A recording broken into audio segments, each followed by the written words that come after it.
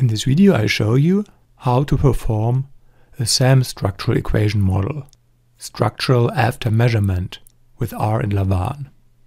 That's a two-stage approach to structural equation modeling, and there are a couple of possible reasons why this can be a good idea to use. In normal SEM, all effects are calculated in one stage. So the loadings, the covariances, the structural effects are all estimated at once. That can lead to a couple of problems. First, you need a very large sample size in order to do that. Second, if you have misspecification in one of the measurement models, this can influence the structural effects as well. So you can get biased structural effects because of misspecified measurement models. And third, the fit indices and model tests you get are about all possible effects, and they are dominated by the measurement models. So in this example we have 3 structural effects, and all the other effects are just effects from the measurement models. So the chi-square test and the CFI, RMSEA, SRMR will be primarily about the measurement part of the model. But in an SEM, in most cases you are primarily interested in the structural part. In this example probably not so, because the structural model here is a saturated model. It's just identified with 0 degrees of freedom. But in a more complex model, that's different. So, and those are basically the reasons why SAM, SEM can be a good idea. Because there, first, the measurement models are estimated, and then based on those results, the structural model is estimated. You need a smaller sample size to do that. Problems in the measurement parts don't necessarily influence the structural part, and you get separate fit indices for the measurement parts and for the structural part. And it's quite easy to do with Lavaan. Before you do that, there's one thing to consider. SAM, SEM is not targeted at identifying problems in the measurement model. So you should use it either with established scales or first run a CFA for your measurement model in order to make sure that it's more or less okay. So let's look at the R code. First we need Lavaan. Here's the data we'll be using, the model I showed you earlier. And here's the model specification. It's the same that you would use in a normal SEM model with Lavaan. What is new, however, is the estimation. Here we use the function SAM, structural after measurement, then the model we defined, the data frame, and then there are 4 additional parameters you don't usually use with normal SEM with Lavaan. First, what kind of model you want to run. In this case, I want to run structural equation modeling, so CMD command SEM. Then the standard error. Here I use 2-step, and I would recommend to do that, because then the standard errors for the structural part take into account the possible errors in the estimation of the measurement part. So it makes sense to use this parameter. Then list, measurement model list. Here we define which measurement models or which measurement model the program should estimate.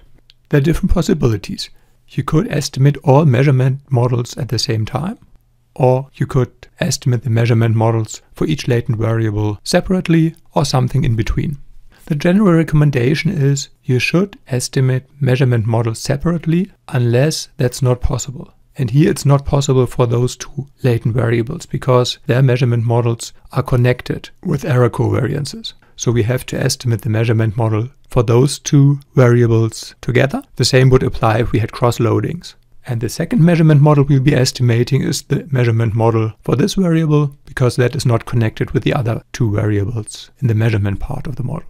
So we have a list, and here we define, in our case, the 2 measurement models. The measurement model int is just comprised by this one latent variable, and the measurement model dem is comprised by those 2 latent variables. And then the specific SAM method. Here I would recommend local. If you want to know more about the different options, there's a text version of this tutorial too. There you can find literature recommendations. If you had missing data, which I don't have in this example, you could use the parameter missing equals full information maximum likelihood too. And then of course you use the summary function. I want to get standardized effects too, and I want detailed results for step 1 as well. So remove step 1 equals false. So SAM, structural equation modeling, method local, 2 measurement blocks. We had 75 observations, which is a very small number for conventional SEM. So very good reason to use SAM structural equation modeling here. Here we get the model test for the measurement models. The first block, we get a chi-square value of 0. That's because a measurement model with just 3 indicators is just identified, so it always will have a perfect fit. And here are the results for the second measurement block, consisting of those 2 latent variables. If you want to have the p-value, you can calculate it with this formula. Here you put in the chi-square value, and here the degrees of freedom, and this would be the p-value. So it's not significant, which is good. Then you get model-based reliability estimates for the latent variables, things like omega, and you get fit statistics, chi-square, and fit indices for the structural part. In this case, the structural part is just identified with 0 degrees of freedom. So here we have a perfect fit. So that's not that interesting in this specific example. But in a more complex example, this is actually the main information you want to have about the model. How good is your structural model? Because in most cases, your theory is about the structural part of a model and not necessarily about the measurement part. Next to the parameter estimates, as we requested 2-step standard errors, here are the loadings, step 1, because that's part of the measurement model. Here the main interesting thing, the regressions, step 2, because those are from the structural model. The covariances here again, in this example, are from the measurement model. However, in a more complex model, you could have covariances as part of the structural model as well. And the variances are from both parts. We have variances from the measurement model, for all the error variances for all the indicators, and we have variances for the structural model. So you can interpret the results for the effects as you would interpret any SEM model. The key difference in the output and later on in the reporting is that you can and should report separate fit information for the measurement parts and for the structural part. Whereas in conventional SEM, you have just one overall model fit. And if you want to have estimates for indirect effects, as in this case the indirect effect from industrialization 1960 via democratization 1960 to democratization 1965, you can do it as always with Lavaan by assigning labels to different effects and then using user-defined estimators. So that's the same as in conventional Lavaan structural equation modeling.